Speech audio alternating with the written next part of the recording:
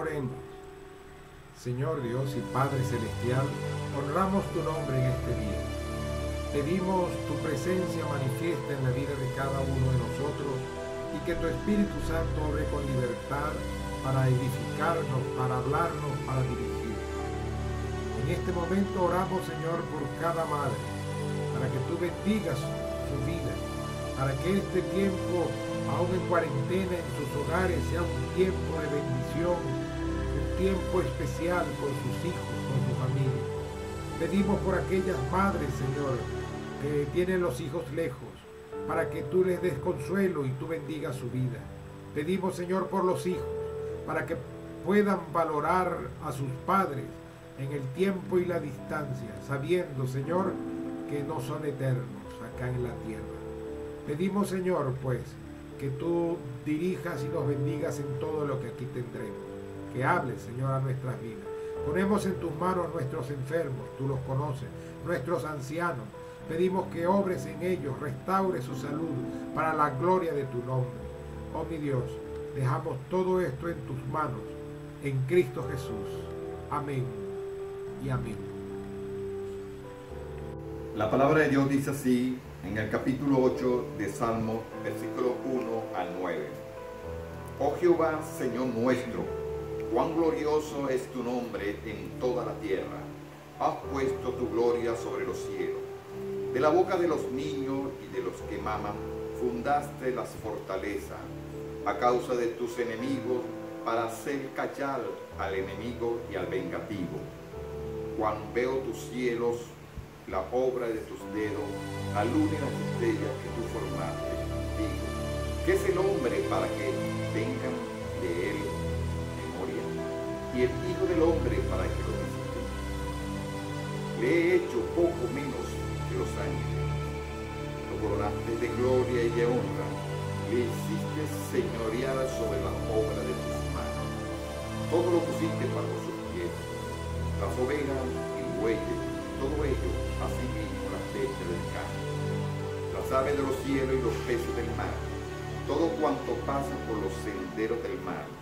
Oh Jehová, Señor nuestro, cuán grande es tu nombre en toda la tierra. Amén.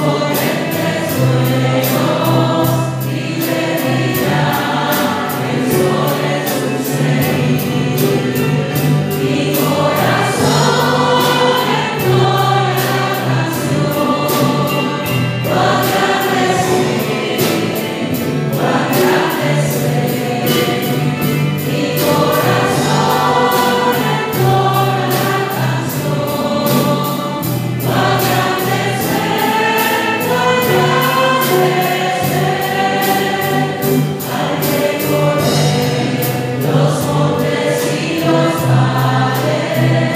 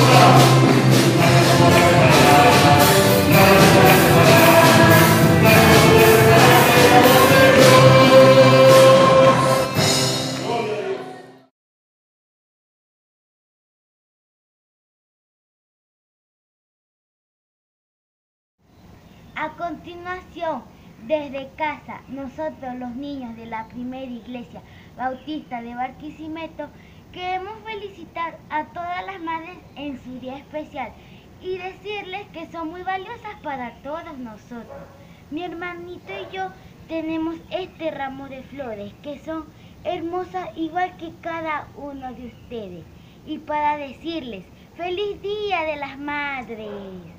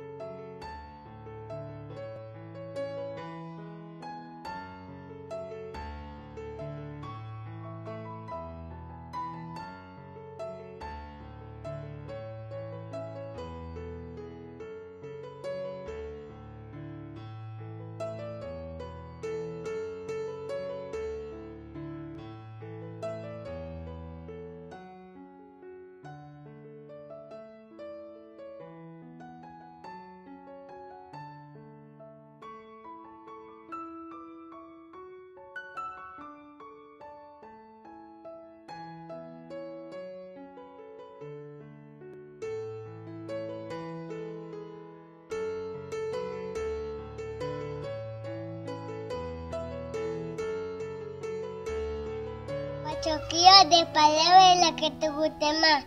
Mamita, te quiero mucho, hasta y más allá. Mi mamá me quiere mucho, también yo la quiero a ella. He pensado regalarle con mi cariño una estrella. Buscaré la más bonita, aquella que brille más. Subiré al cielo a por ella para podérsela dar.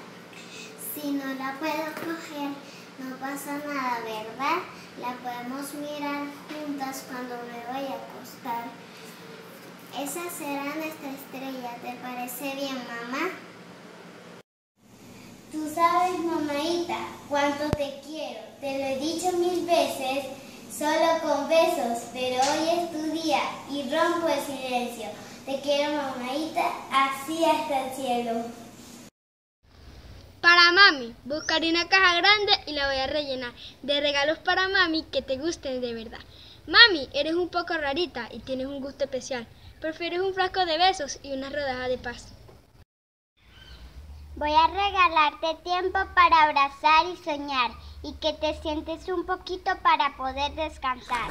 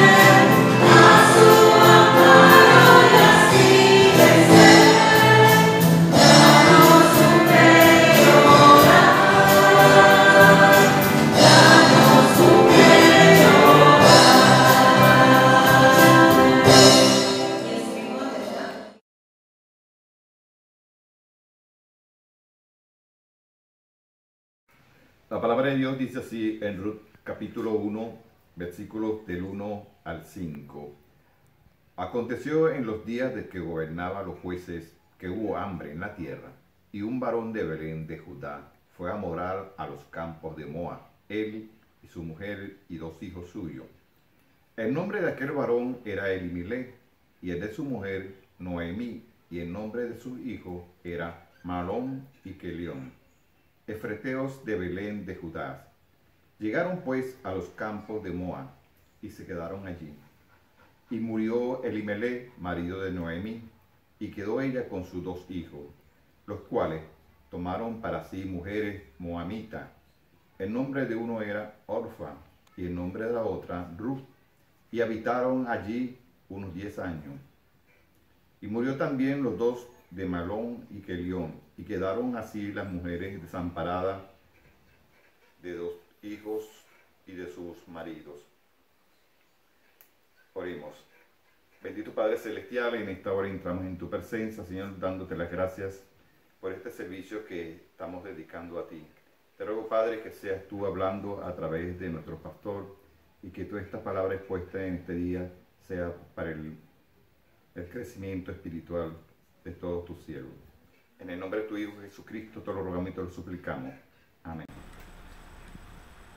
Buenos días, mis hermanos, el Señor les bendiga.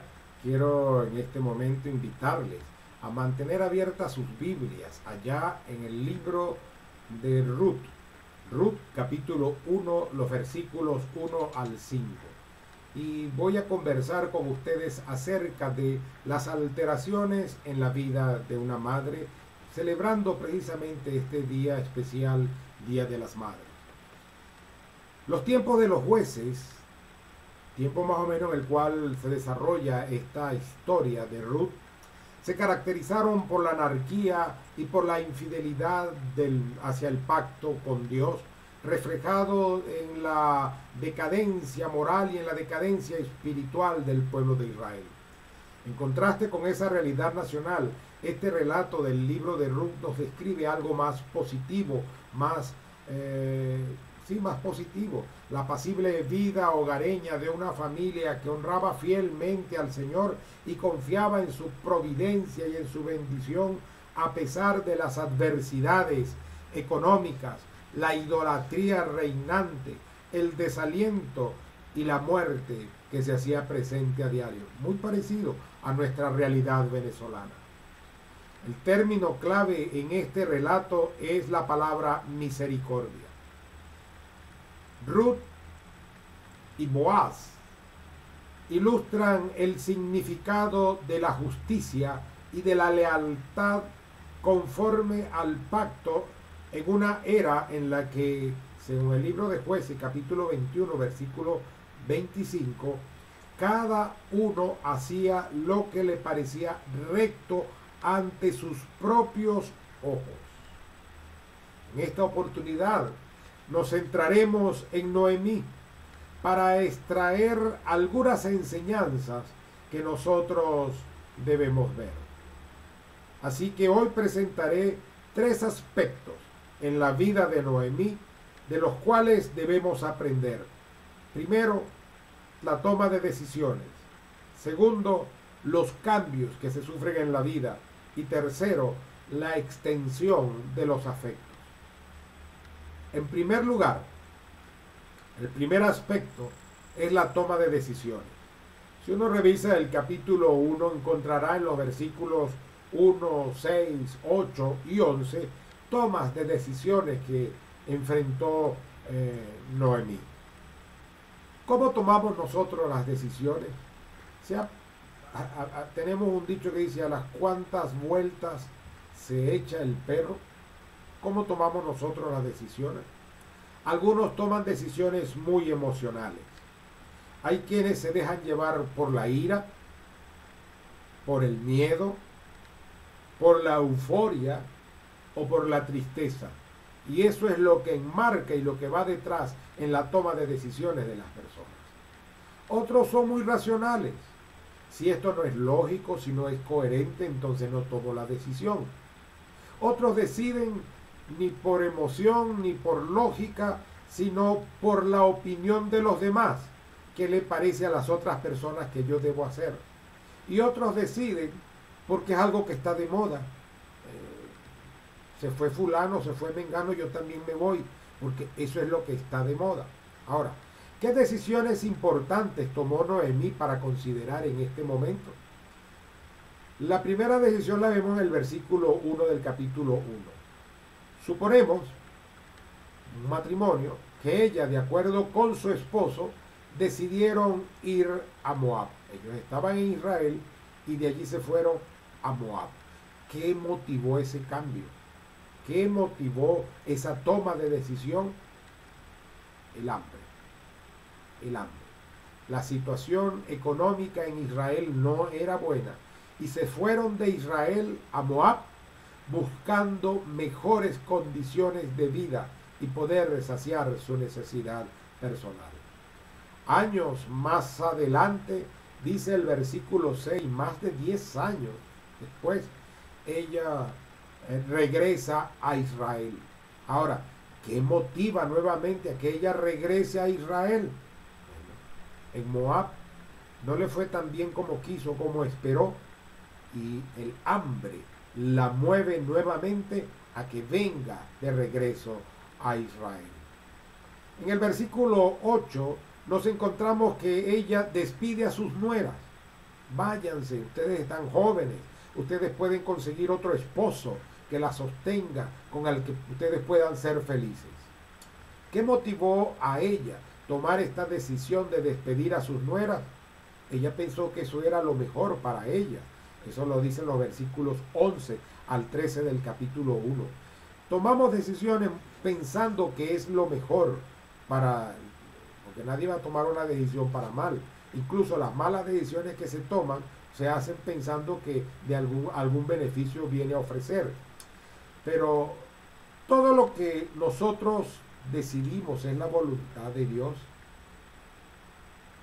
Todas esas decisiones en las cuales hemos descrito y he presentado, era la voluntad de Dios que eso fuese así. Vamos a revisar algunas cosas. Existe lo que se conoce como la voluntad soberana de Dios o la Bulemai. Ella no requiere la cooperación humana. Por ejemplo, el día del Señor vendrá como ladrón en la noche, dice el apóstol Pedro. Esa es una voluntad soberana de Dios y no requiere la intervención del hombre. También existe lo que se conoce como el deseo de Dios, la telema de Dios. Y esto es para que el hombre experimente y viva en la voluntad divina. Pero este deseo sí requiere la cooperación del hombre. A este tipo de voluntad es a la cual normalmente los cristianos nos referimos para decir en las iglesias que busque la voluntad de Dios. Por ejemplo, en Mateo 28, los versículos 19 al 20, donde se nos dice, id y haced discípulos, ahí está la telema de Dios, donde Dios nos expresa sus deseos y depende de nosotros en realidad. También existe lo que se conoce como la voluntad moral de Dios, los mandamientos revelados en su palabra y que nunca van a entrar en conflicto con las otras voluntades expresadas. Por ejemplo, según 1 Corintios capítulo 7, los versículos 10 al 11, nos dice que la voluntad moral de Dios es que no exista el divorcio, pero existe. Y existe por la dureza del corazón, pero no porque Dios lo quiera de esa manera. Entonces, aquí encontramos otra situación. También hablamos de lo que es la voluntad permisiva de Dios. Y esta es aquella que, a pesar de no ser lo que Él quiere, permite que suceda. Nuevamente, el divorcio. Dios no quiere que haya divorcio, pero sucede, Él lo permite. Hay un borracho que viene conduciendo un carro y entonces se queda dormido y se estrella, y en el estrellarse mata 2, 3, 4 personas. Esa era la voluntad de Dios. Era la voluntad de Dios que el hombre se embriagara. Era la voluntad de Dios que el hombre se quedara dormido. Era la voluntad de Dios que asesinara a esas personas que estaban allí paradas donde él se estrelló. No. Entonces esto es lo que se conoce como la voluntad permisiva. No lo quiere Dios, pero lo deja pasar, porque son nuestras decisiones las que nos llevan allí. En medio de todo esto no podemos negar que existe lo que se llama la providencia de Dios para nuestro bien, que a pesar de las decisiones y acciones que nosotros tomemos, Él va a obrar de alguna forma providencial, misericordiosa y especial para que se convierta en nuestro bien. Eso nos lo refiere Romanos 8:28. A los que aman a Dios, todas las cosas le ayudan a bien. Para que las decisiones que nosotros tomemos sean de beneficio y sean de bendición, ¿qué debemos hacer? Hay decisiones que deben ser tomadas en consenso y otras que deben ser tomadas bajo sujeción. Es normal que en un matrimonio los esposos se sienten a conversar para tomar decisiones y decir, esto lo hacemos. Establecer normas en un hogar no pueden ser impuestas por una de las partes. Tiene que ser el consenso de las dos cabezas del hogar, del esposo y de la esposa, que tomen las decisiones de lo que se va a normar y lo que se va a hacer allí en el hogar. Pero hay otras decisiones en las cuales impera es la sujeción de la mujer al esposo como líder espiritual del hogar, o el sometimiento del esposo porque la esposa está observando algo que uno no lo ve con precisión. Entonces, también esas decisiones deben apuntar hacia el mayor bien o hacia el bien común, al bien familiar. Estamos hablando de familia, porque a veces pensamos que el bien común, pero aquí en Venezuela ese bien común, como esto de que PDVSA ahora es de todo y resulta que no es de nadie porque ni tenemos gasolina ni tenemos gas, ese no resulta así. Pero en el hogar, en la familia, por ejemplo, pensar en el bien común o social o bien mayor para todos. Ahora, esas decisiones no debe ser contraria a la voluntad moral de Dios, no debe ser contraria a la telema de Dios, a lo que Dios desea para nosotros. Hay que volverse al verdadero Dios. Nos encontramos que cuando ya en el capítulo 1, en los versículos 5 y 16 podemos ver lo siguiente, que tras la muerte de los hijos y del esposo de Noemí, quedaron desamparadas. Y entonces ella decide marcharse, decide irse, regresar a Israel. Cuando regresan, sus nueras le acompañan, ella las despide. Una se va, pero la otra se queda. Y la otra dice, Ruth, respondiéndole, tu pueblo será mi pueblo y tu Dios mi Dios. Para que una decisión sea una bendición y sea de beneficio, tú debes volverte a Dios, tú debes acercarte a Dios para que Él sea la verdadera bendición para tu vida. En segundo lugar, el segundo aspecto son los cambios en la vida. ¿Experimentó Noemí cambios en su vida? Claro que experimentó. Experimentó cambios en su movilidad, porque él estaba en Israel y se fue a Moab. Experimentó cambios sociales, porque fue casada y regresa viuda. Experimenta cambios en sus emociones, en su vida personal, porque dejó a sus hijos enterrados allá en Moab. Así que nosotros vivimos en cambios constantes. Unos cambios son naturales, como los que nos trae la edad, o los cambios de condición que pasamos de soltero a casado o de casado a viudo. Pero no siempre estamos preparados para ello. En la parábola del rico insensato, allá en el capítulo 12 de Lucas, Dios dice que le dice al rico necio, esta noche vienen a pedirte tu alma, y lo que has provisto, ¿de quién será? Normalmente nosotros podemos prepararnos para algunas cosas muy circunstanciales. Antes, cuando se podía, teníamos seguros de vida de HCM que podrían ayudarnos en el caso de enfrentarnos ante una contingencia de salud. Hoy no existe tal porque no se pueden pagar, porque es un imposible para un venezolano tener un seguro que hay que pagarlo en dólares porque los costos son súper elevados para cualquiera de nosotros. La vida como la quisimos, o como la conocimos, o como la experimentamos, no dura para siempre. No dura para siempre. Noemí salió de una nación a otra, casada y con sus hijos, y regresa viuda y sin hijos. Debemos enfocarnos entonces ante estos cambios y ante saber de que las cosas no duran para siempre, la salud no dura para siempre. Debemos enfocarnos poniendo nuestra mirada en lo que es en realidad eterno. Dice allá Hebreos 12:2, puestos los ojos en Jesús, el autor y consumador de la fe.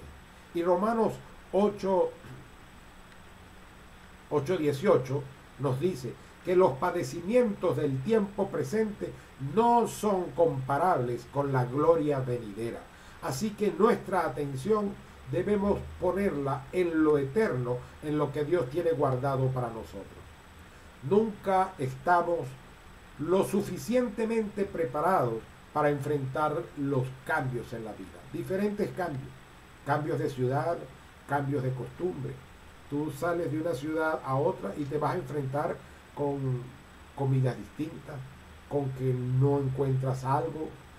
Pongamos que usted se vaya de Venezuela a México, tiene que aprender a comer comida picante. Usted hace su propia comida y no usará el picante, pero allá comen picante. En el tiempo que fuimos mi esposa y yo a Chile el año pasado, 3 meses que estuvimos allá, descubrimos que allá no existe, no hay el ají dulce. Los ajíes son picantes.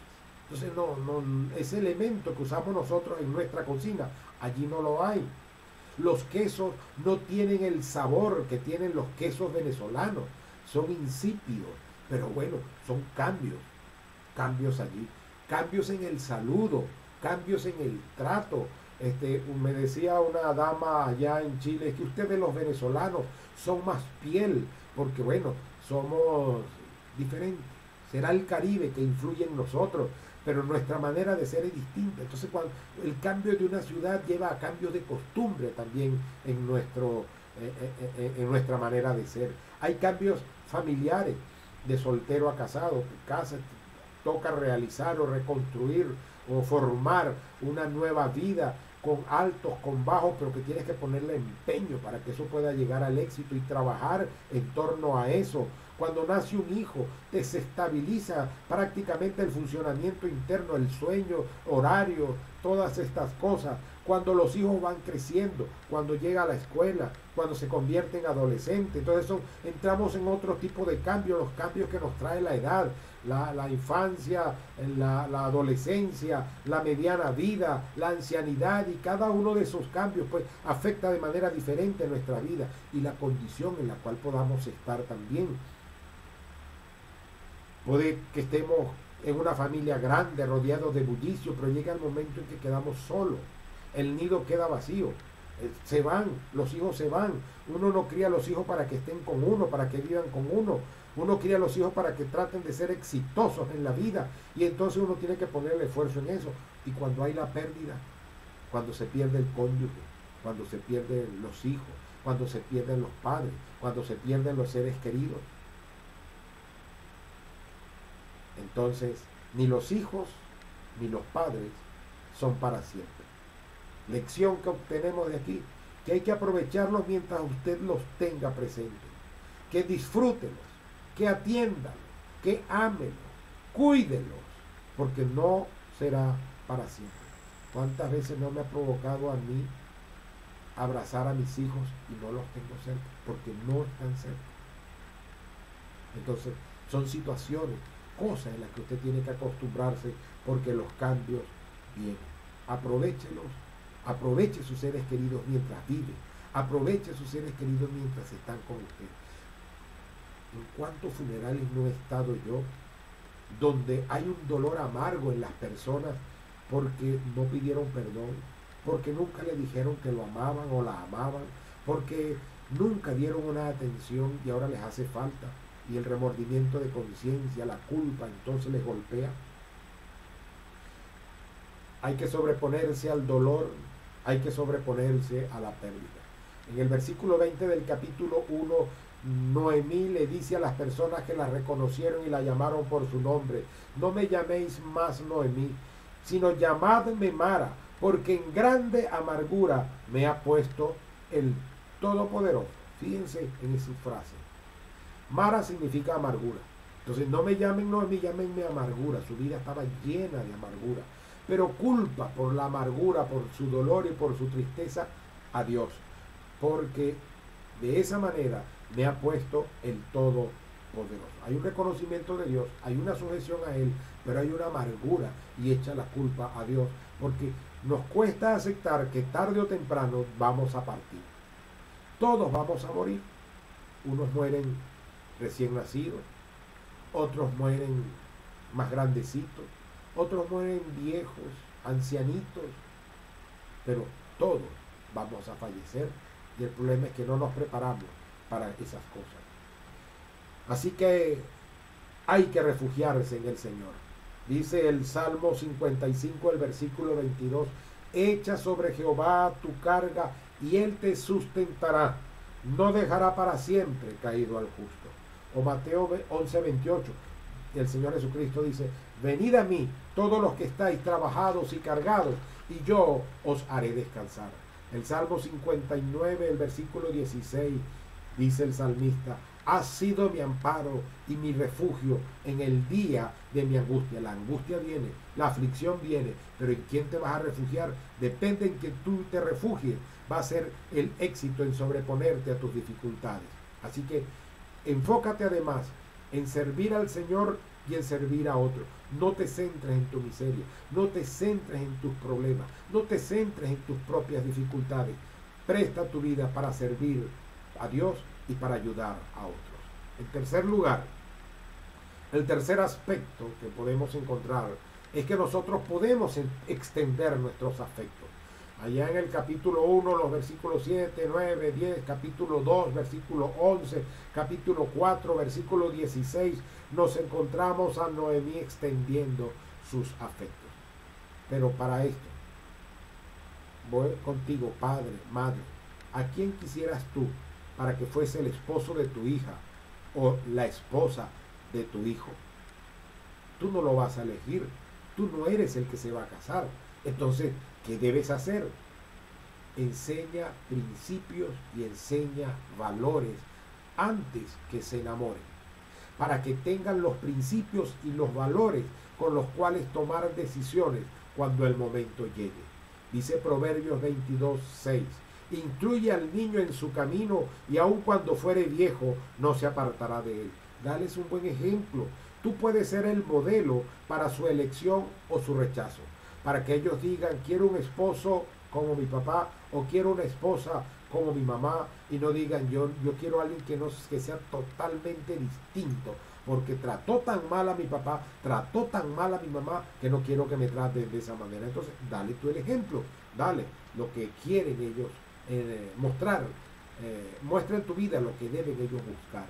En Tito capítulo 2 nos dice Pablo a Tito: preséntate tú en todo como ejemplo. Entonces tú eres un ejemplo y un modelo que tus hijos van a seguir. Dales buenas herramientas a tus hijos para que ellos hagan una buena elección. Si tú no les das unas buenas herramientas, no harán un buen trabajo. Van a fracasar, y parte del fracaso será tu culpa. Noemí extendió su afecto de madre a las esposas de sus hijos. Y esto comienza con buena voluntad de su parte. Comienza desde un principio con la aceptación, no con la negación, con la aceptación, con la extensión, con el acercamiento. Esto es un proceso de acercamiento, de dar, de convivir, de conocerse, de ir una milla más, de dar afecto, de que seas conocido más bien como aquel que apoyó y no como aquel que repelió, que aquel que amó y trató bien y no como aquel que despreció y quiso ser un enemigo.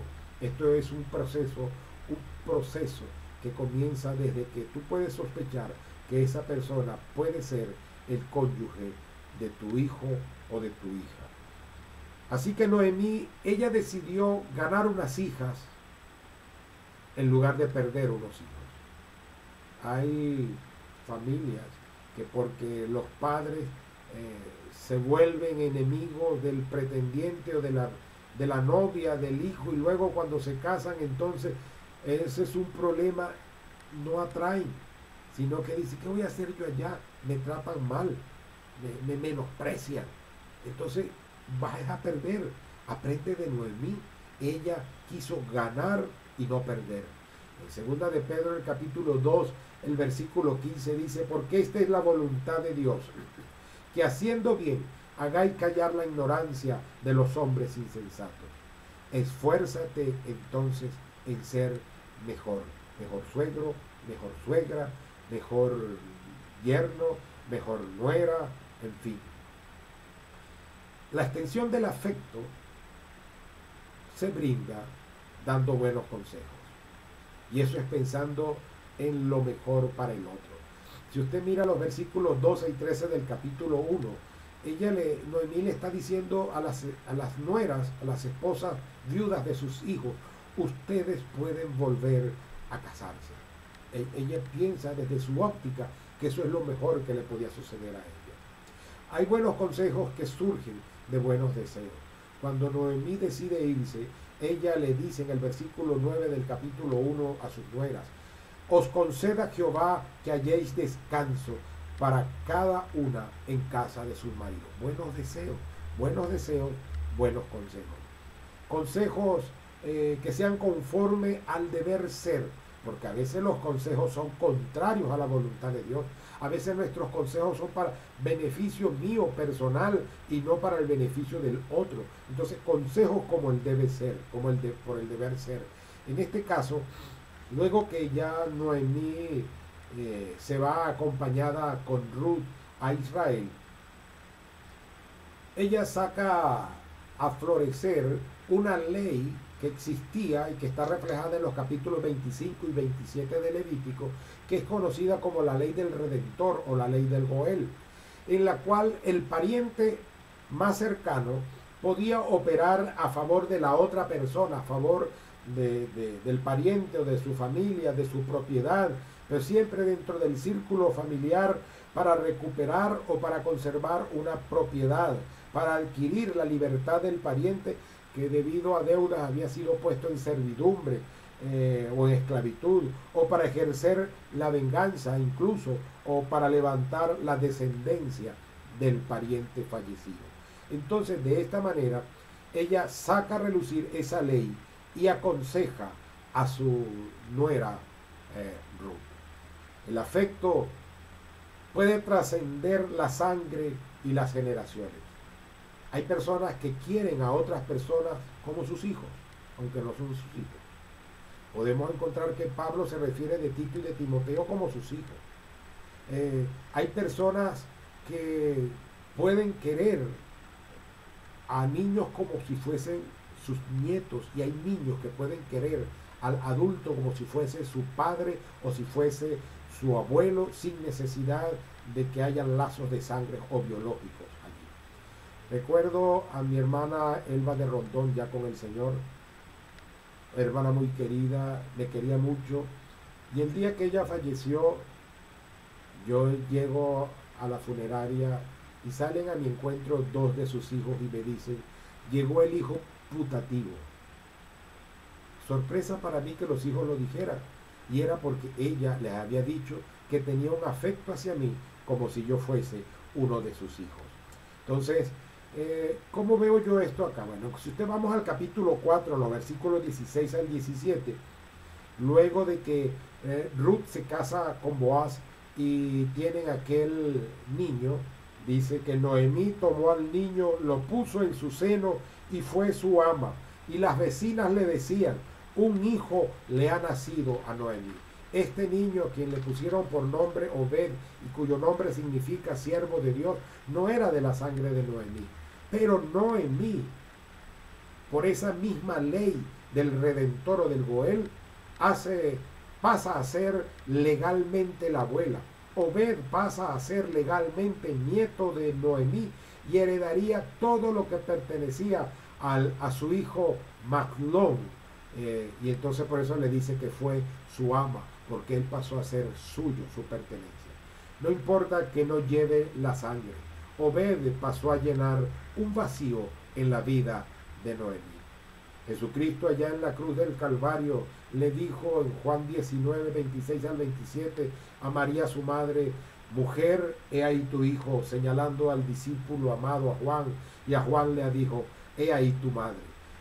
No eran lazos de sangre, pero los propios hermanos de Jesús, los 4 hijos varones de María y José, ellos no creían en Jesucristo, en su mesianidad, en ser el enviado por Dios. Así que lo tenían por un loco. Es luego de la resurrección de Cristo cuando surge la conversión de ellos, y luego escriben textos en la Biblia como el libro de Santiago o la carta de Judas, y sabemos que Santiago, o Jacobo, que es el nombre hebreo, él llegó a ser el pastor de la primera iglesia cristiana allí en Jerusalén. Entonces los afectos pueden ser más allá de los lazos de sangre. Para concluir, hoy les he compartido sobre 3 aspectos en la vida de una madre. Esta madre es Noemí, de los cuales nosotros podemos asimilarlos y aprenderlos. La toma de decisiones, cómo tomamos las decisiones en nuestras vidas. Segundo, los cambios en la vida, no todo es para siempre. ¿Estás preparado para enfrentarlo? ¿A quién vas a recurrir cuando el dolor y la tristeza llega a tu vida? O la extensión de los afectos. Podemos querer más allá de nuestros seres de sangre, porque podemos querer genuinamente, con amor sincero y con amor sano, a personas que no son de nuestra sangre, y donde nosotros podemos depositar aquel afecto que pueda estar estancado y que no encontramos salida para darle. Así, en este momento, oraré al Señor para que el Señor bendiga la vida de cada uno de ustedes, y esto pueda ser aplicable en cada una de sus vidas. Oh Dios, estamos ante ti en este momento pidiendo para que tu palabra se anide en nuestros corazones y la podamos compartir con otras personas y podamos ser esas personas que tú quieres que sean.